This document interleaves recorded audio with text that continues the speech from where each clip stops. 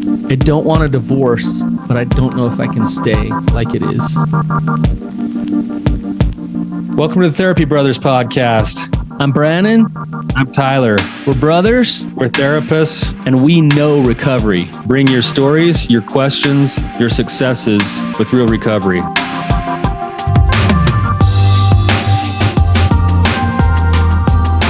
Hey, Tyler, you ready to have some hard conversations?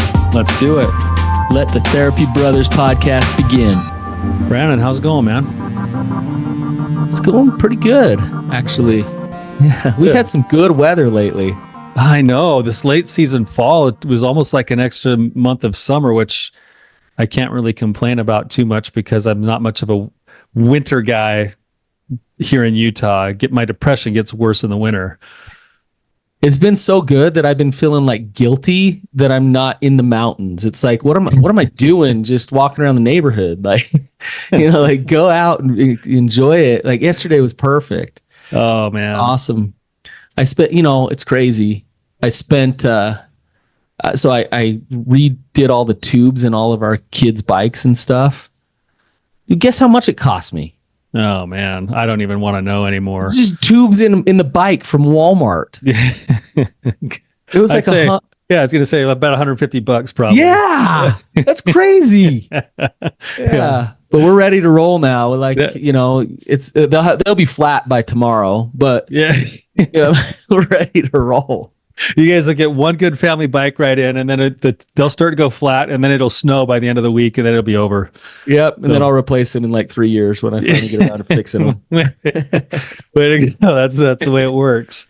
Yeah. So, well, hey, we got another review. We really appreciate the reviews. We try to share them when people submit them. So, if it's all right, I'm gonna this one just barely came through, Brannon. It just says, "Wow." This one came from Apple. And it says, "So thankful for this podcast. Wish I would have found it sooner.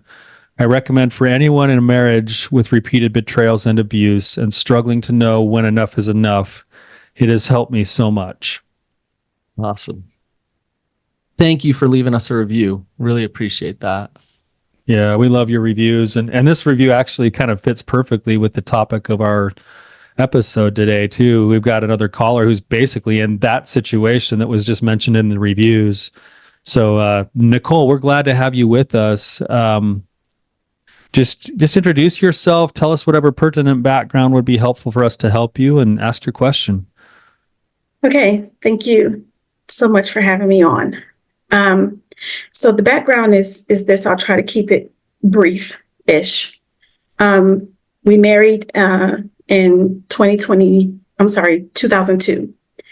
And 2 months into the marriage was my first discovery. And there's been a discovery pretty much every 2 to 3 years since then. And with all of those discoveries, I just kind of shoved everything under the rug. I took all the blame that he laid on me, and I tried to be what he said I needed to be in order for him to stop what he was doing. And then in 2021, there was a big discovery. I found out that he had been in a relationship with a former girlfriend for 4 years. And at that point, I knew I didn't want to live like that anymore. I needed something to change. So he did his typical thing where he tried to lay all the blame on me. And if you did this and that, and things would be different. But I didn't buy it that time, thankfully. And I just started reaching out for help to figure out why this was happening. Realizing that it wasn't my fault and it was something within him. And then from that point on, from March 2021 to June of 2024, there have been multiple other discoveries, more cheating, more lying, all of these things. And over the course of all of this, we've done therapy individually, we've done therapy together, and he's lied in every single session. He's never been honest. And I don't even think he's been honest with himself. I don't think he knows his truth. There's something that he's afraid of, something going on in him that he's afraid of. He can't face it. I don't think that he's a terrible person. I love my husband. I still love him. And I see him as this broken person. And I want to help him. But I don't want to keep allowing him to break me in his process. So I guess what I need help with is figuring out how to detach myself from him so that I can create the life that I want for myself.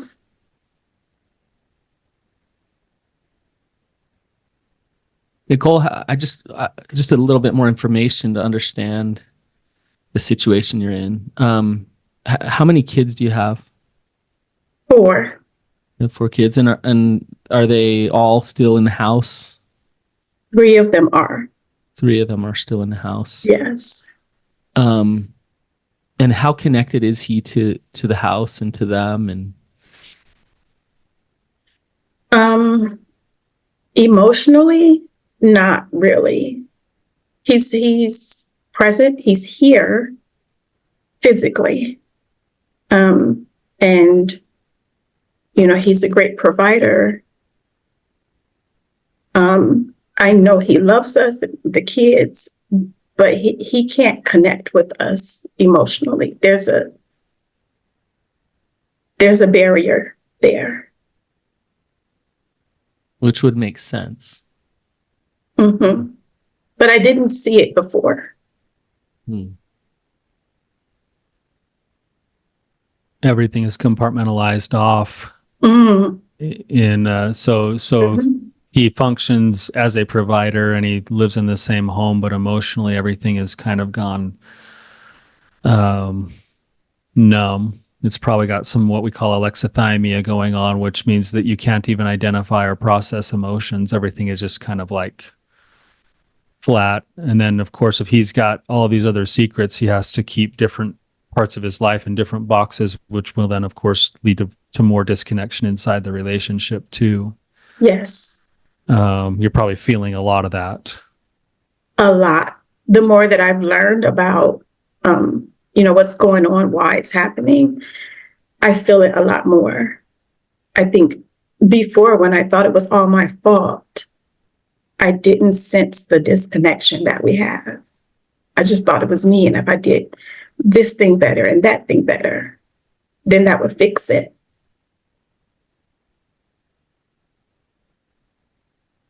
So your eyes kind of started to become open in 2021. Sounds like that was in a long marriage. If I heard you right, it was you've been together since 2004. Is that right?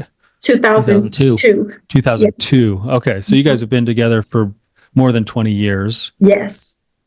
So 19, 20 years into the relationship, for most of that period of your relationship, you spent most of your time when there'd be a disclosure taking the blame and figuring out why you weren't being good enough and what was wrong, because that's what he was telling you was going on. And somehow things started to shift. And in 2021, when this big one happened, you started to realize that there was really nothing you could do that could fix his lack of honesty and his lack of ability to cope emotionally with whatever he's doing. And so you started to take it less personally in the last 3 years.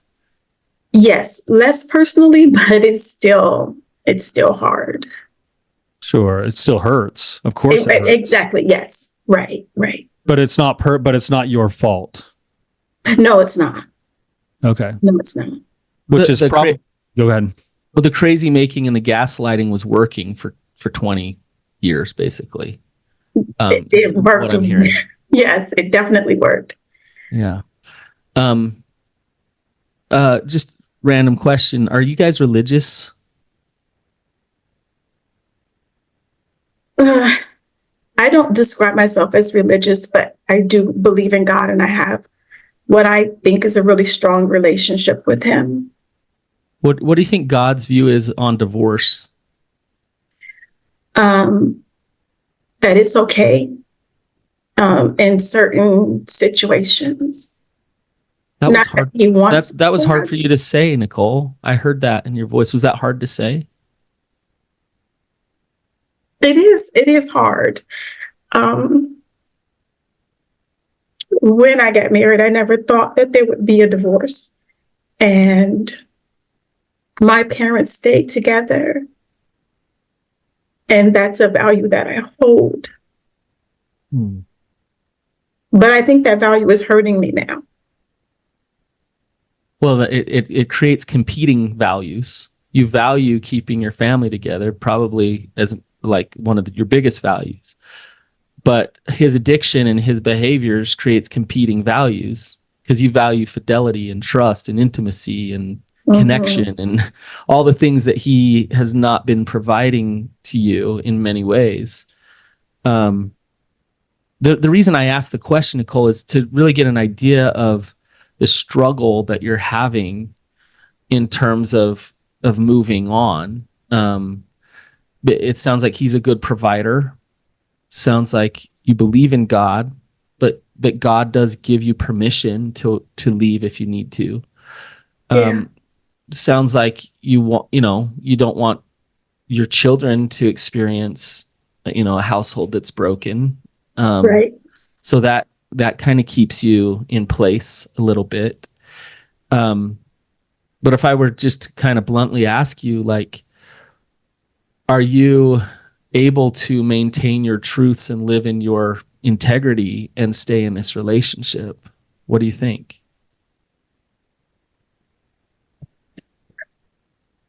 No, I'm not.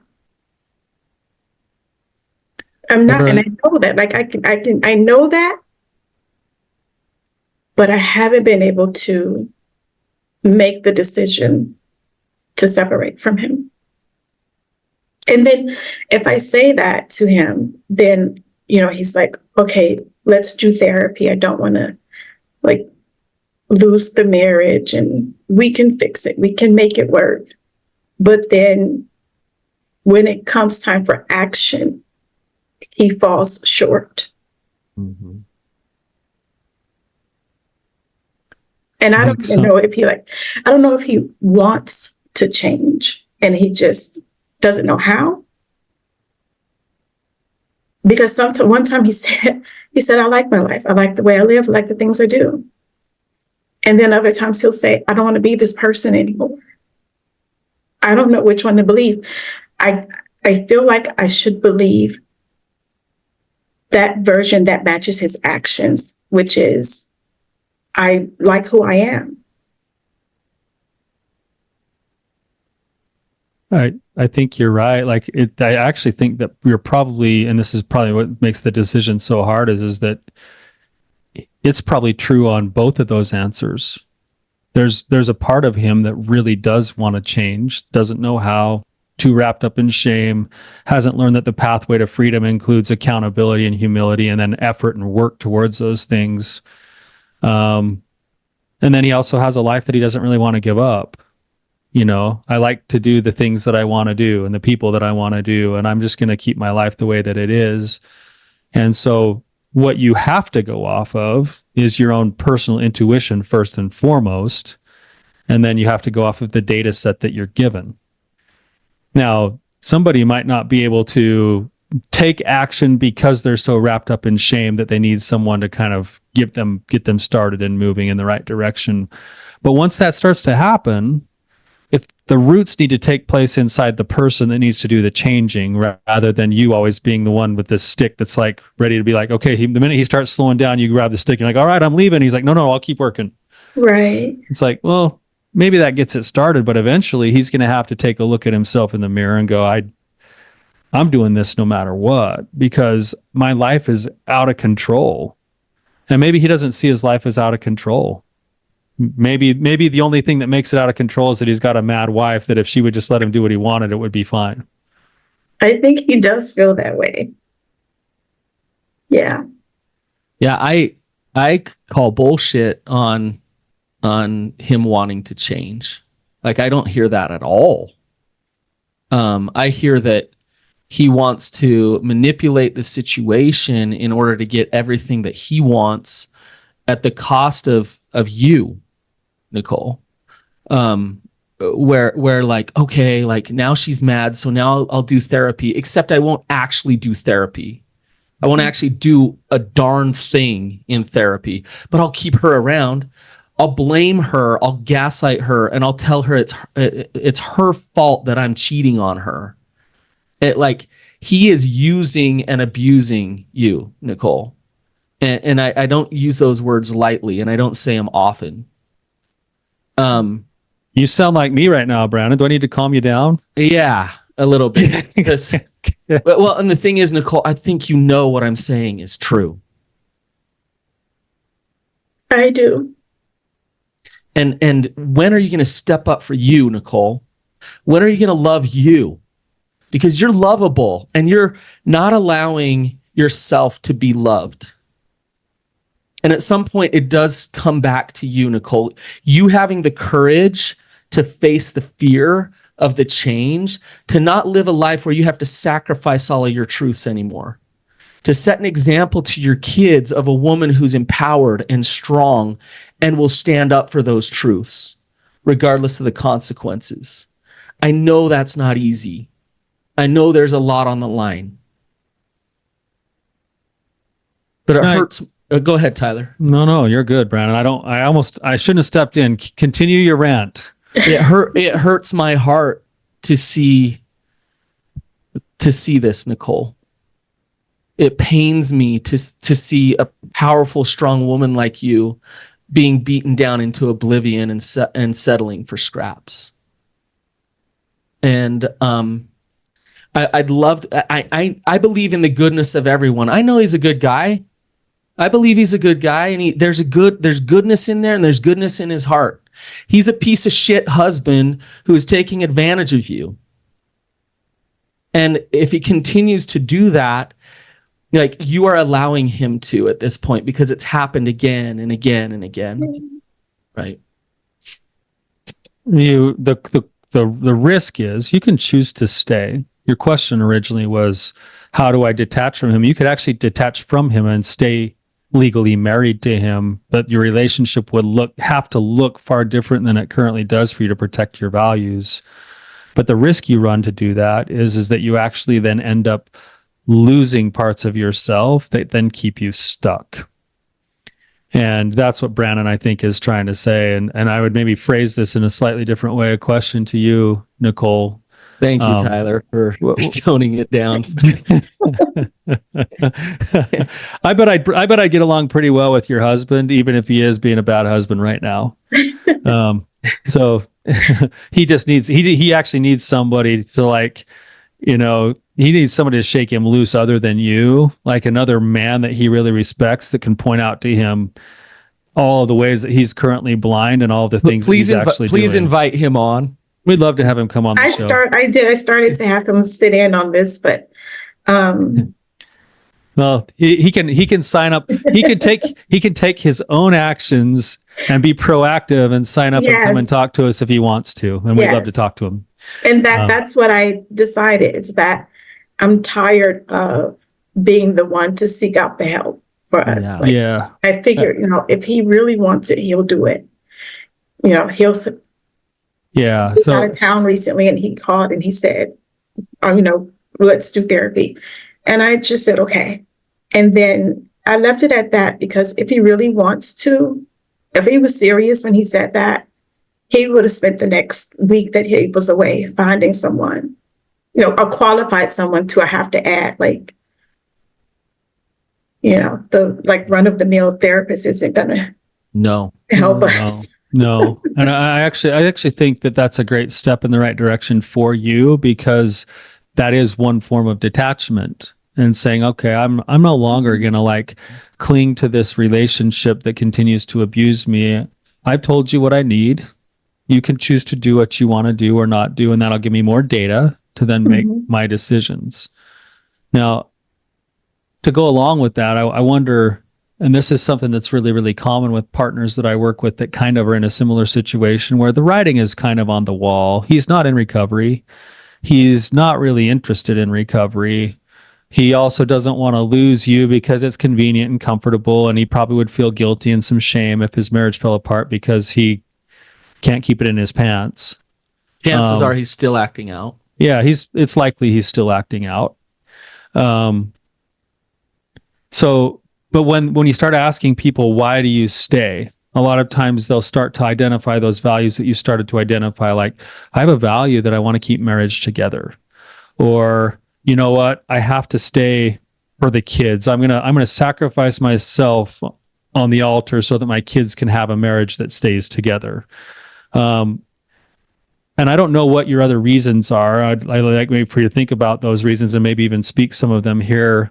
But you have to then go back with your reasons and ask if that's actually true or if that's a way to avoid stepping into the fear of what you know needs to be done.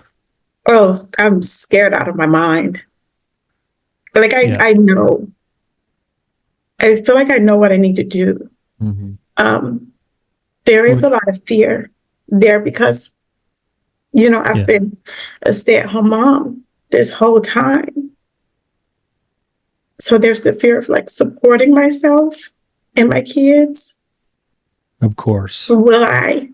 When you said it, and you said it with some level of conviction there, Nicole, what is it that if you took all of the other factors off, which you can't, but let's just take them off for a second, what is it that Nicole needs to do for herself? I need to get out of this relationship because I feel like it's slowly killing who I am. Mm-hmm. And it doesn't give me the things that I want for my life. Like I want a true connection with someone. I want intimacy and love, and I want to be in a relationship. If I'm going to be in one, I want it to be one where there's trust and respect. And I don't have that right now, and I haven't had it. How did you come to know that, Nicole? How do you know it? I don't know. I just feel it. I don't know. Does it feel different when you talk about this than when you talk about all the fears of why you stay? What's the energy of that knowing versus the choosing to stay?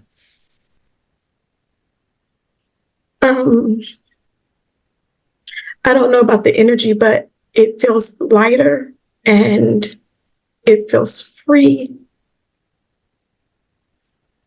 when I think about the life that I could have. Nicole, I want to, when you act in truth and act in truth regardless of knowing the outcome, do you know what that's called? No, what is it? It's faith. And so, but fear is running the show right now. So yes. fear and control. So how can you unburden those parts of you that are in fear and protecting you? How can you say thank you? Thank you for holding me here. I appreciate you. But I'm going to put you aside because I imagine, and you can tell me, I imagine there's another part in you that's a part that's courageous and faithful. And how can you invite that part up and allow that part to come in and start to run the show a little more than the fear part? You're going to have to unburden that fear part and love it and appreciate it. Thank you. But then really get to know that faithful part of you that can step into the dark, not know the outcome, but feel the peace of acting in that truth. Do you see what I'm saying about unburdening that fearful part? But how do I do that? You can literally thank it. You can see it. You can name it. Hey, part of me that allows me to stay here. Thank you. You've protected me for a long time. And you can write this out. You can listen to music. You can speak it out loud. You've protected me for a long time, but I'm going to ask you to step aside because I'm ready to step into truth. I'm ready to step into faith here.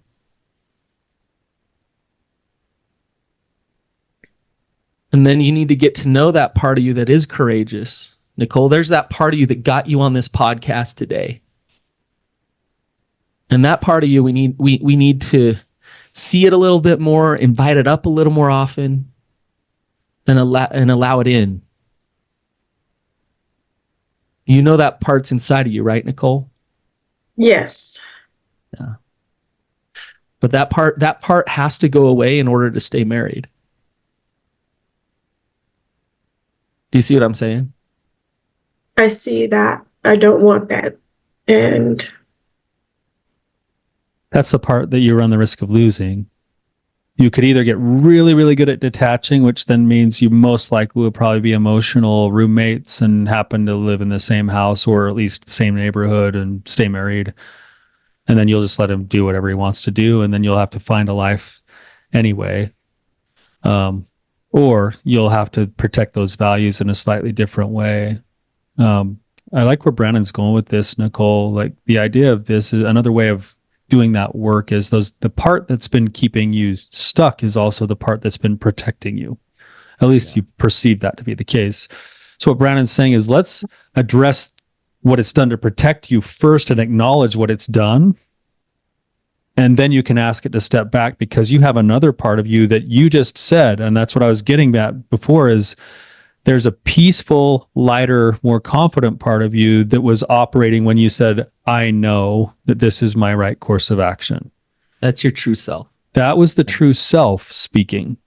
That true self felt different than the fear and the compulsion and the worry and the anxiety.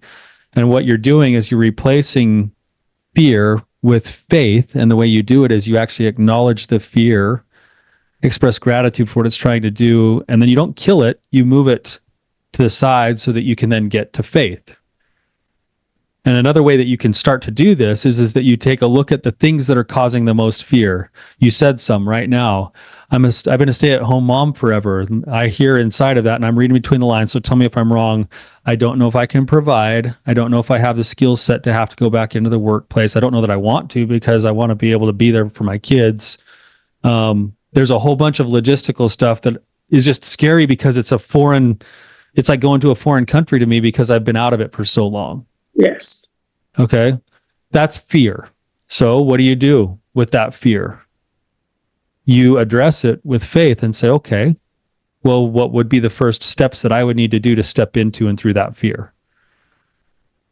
Well, maybe while I'm still in the marriage, I'm better get busy on getting an added skill or a new degree or something else so I can grow my confidence and be proactively working towards freedom, because just sitting here and being paralyzed by the fear is not going to serve me.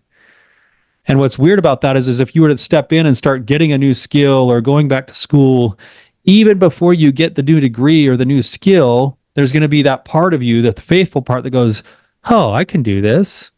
Like, oh, there's like stepping stones through this darkness if I just take the next step. Like, that's going to grow your confidence. That's going to feed the truth. That's going to help the self stay in control. And you can do that with every single one of the fears that's there. Take the next step. What's the next right thing? What's the next step that's faithful? That's coming from the true self rather than the fearful self. Okay, so since I work better with like task, what I'm hearing is that, if I make a list of the fears that are keeping me stuck in this, and then for each one of those, I write out a plan for how to address those fears, right? I'm going to systematically take those on. Yes. Okay. But and Nicole, it will feel counterproductive. So like you write out a list. A lot of times those fear parts are telling you to run, hide, avoid, don't deal with it. And it feels like opposite of like things are going to get worse if I actually start stepping into these fears. Things are going to get more difficult if I actually start facing the reality of this situation. And so what we're saying is faith is actually staying in truth, staying in reality, and dealing with it. And as you do that, it might get messy. It can get chaotic. Consequences can come. But can you stay firm in loving yourself and stay in those truths? That's what's important. And you need some need some support around you. You need some tools in order to stay steady with this again and again. And maybe you already have that. But you need to fortify yourself in order to be able to stay in that place of truth, stay in that place of faith, or else that fear is going to come back and take you out.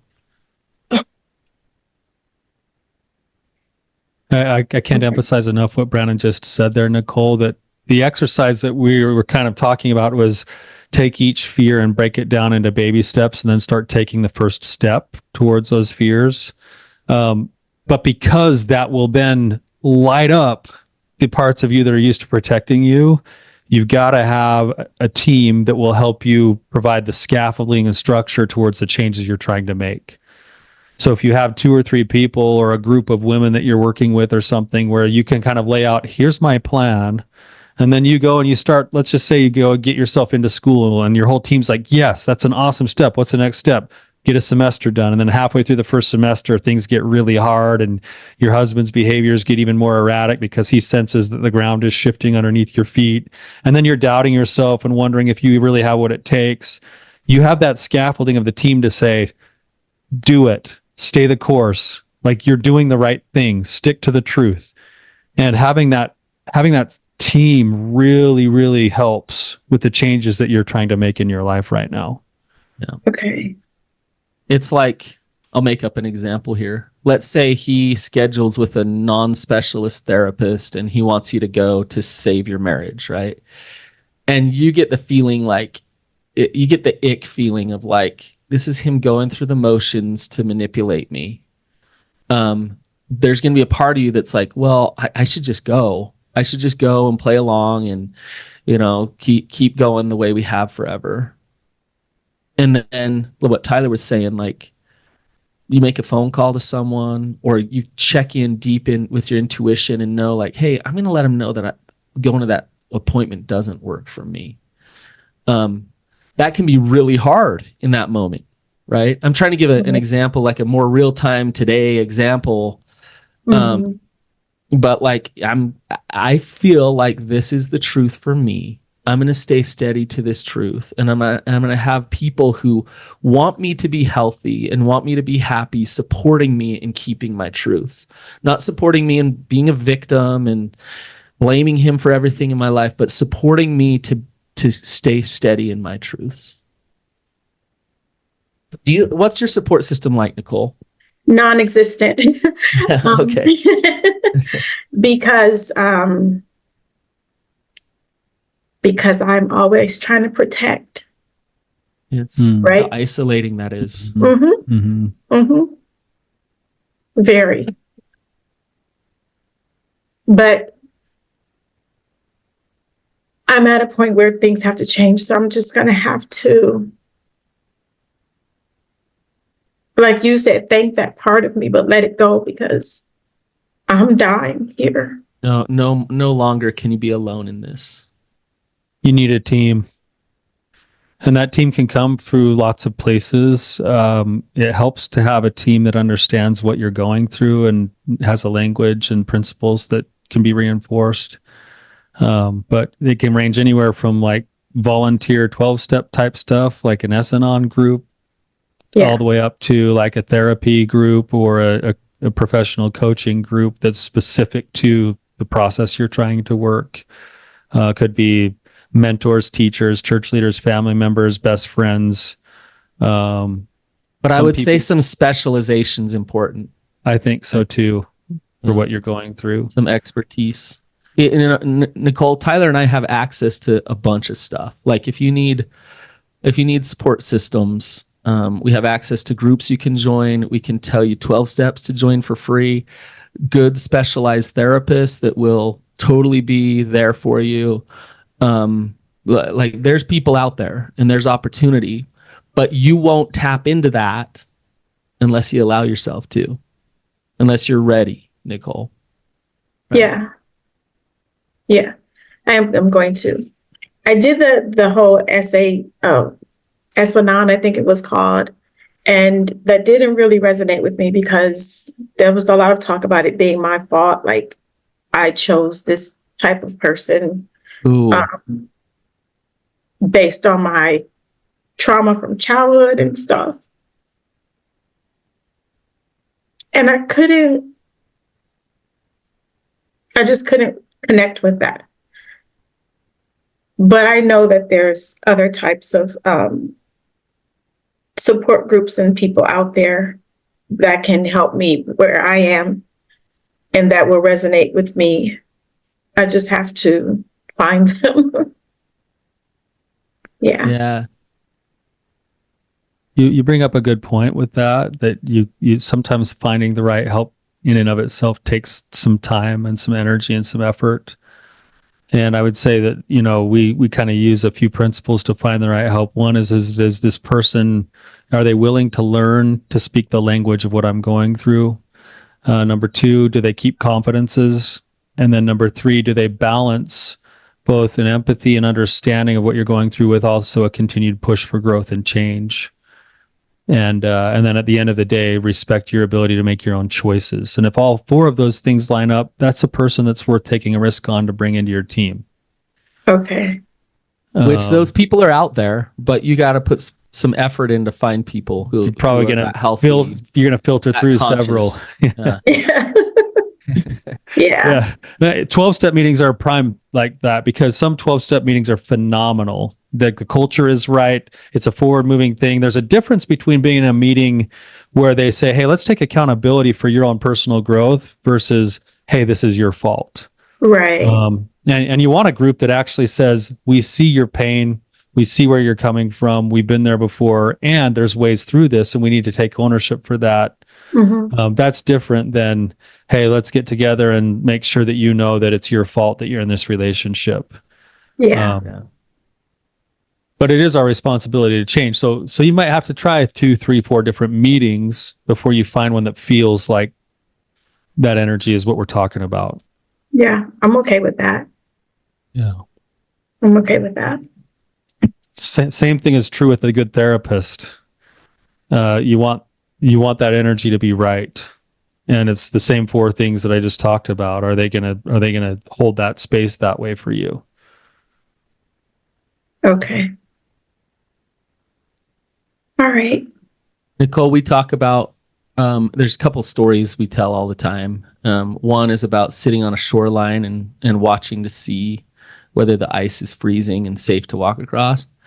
I feel like you've sat on the shoreline long enough, and you know that walking across that ice, you're going to fall in the water and drown. The other story we tell is, when he's dangling off a bridge and you're holding the rope, and he's saying, "Don't let go, don't let go, don't let go. If you let go, it's your fault." And you got to get to the other side of the bridge, but he's refusing to climb up that rope. And he's refusing to climb up that rope, and then he keeps jumping off again and again. If you drop that rope, is that your fault? It's my decision. It's your decision. That's a good point. It's my decision, but I don't feel bad about making the decision, because I honestly, I feel like I've done my part. I've done everything that I could do. And now I want to do for me. Yeah. And it's I think it's okay to know that you can let go. Go ahead, Tyler. No, that's exactly right. And I love what you said. The way you said that that's exactly what I was saying earlier, is that's your decision to make. It's not like you're a bad person, or that's what's so funny about this we happen to have this all the time in our relationships. Someone places themselves in the victim role and then wants to blame you for having good boundaries. If you hold on to the rope on the bridge, using the metaphor, you hold on to it until you're so fatigued that you either have to let go, but now you're doing it because you're exasperated and all done, or you hold on and then you just get dragged over the edge and you both go off the edge together. And so eventually what has to happen is you have to say, hey, I've held it as long as I can. You've had a chance to climb up. And because you refuse to climb up, I'm going to have to trust that there's one of those, under most bridges now, they have those safety nets to catch people. Yeah. Like, I'm gonna have to trust that God's got you on this Either one. there is or because- not. Yeah. Like, Like, I'm surrendering you over to the greater forces, because the minute that any time I'm in a relationship, I'm responsible to manage somebody else's agency and choice, is the minute I've overstepped my bounds. Mm. And I'm going to end up feeling resentful and burned out and tired and frustrated. And so I have to surrender over agency and choice. I have to give that over to other people. I have to give it back to, even Brannon and I have to do this in therapy all the time. How many times, Brannon, have you sat in a therapy session and wanted to just shake somebody because you know the right answer, and instead they're like, no, I got to go do this thing. And you're like, but you really don't have to do that. like, you know, I think it's the way God is with us. I think it's the way parents are, of like, why do you have to go learn? Why do you have to go learn? and Nicole, as long as you're like in this situation with him, you like, he is not learning. He's not getting the full consequences of his actions, because you're taking on all the pain and the suffering for him. I am. All right. And so love him by allowing him to feel the consequences of his choices. And then God's got him. He can learn, he can grow from those consequences. So Nicole, what we're coming up on time. Like, how are you feeling and what's going through you? I feel better than I did at the beginning of the call. I think the main thing that I'm thinking about right now is how to go about finding people to support me on this new journey. I don't have any like illusion that it's going to be easy or anything like that. And I think that I've been in this place for so long that when I start to move out of it, it's going to feel, I don't want to say wrong, but I can't think of another word, but feel maybe just different for me and very unfamiliar. And I don't want that to make me turn back and run toward what feels comfortable and familiar to me, if that makes sense. So I'm very concerned about, like, I'm thinking about the people that I know and like, who can I bring into this and confide in them, like what's been going on in my life, because they don't know. I've been very good at protecting him, but not so good at protecting myself. Yeah. So, and that's the shift that I want to make is for me.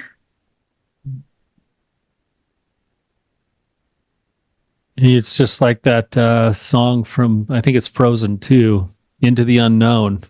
You know? Yeah. It's like, you got to go and not turn around. Like, like, oh, call.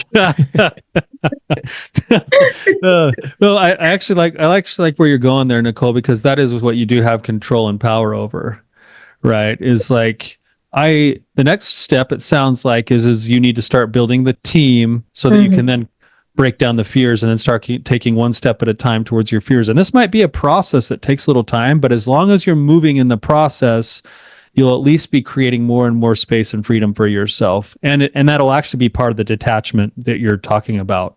Yeah.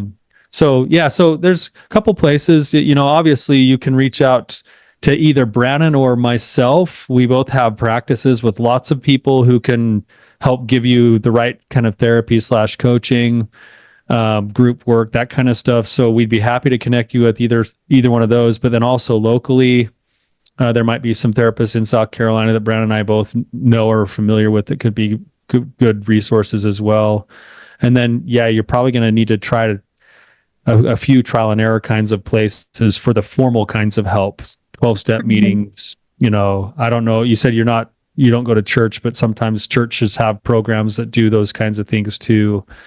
Friends, the right kinds of friends or family to just start bringing into your inner circle a little bit. Now that'll be risky and some of them may not go perfectly, but you can't do this on your own.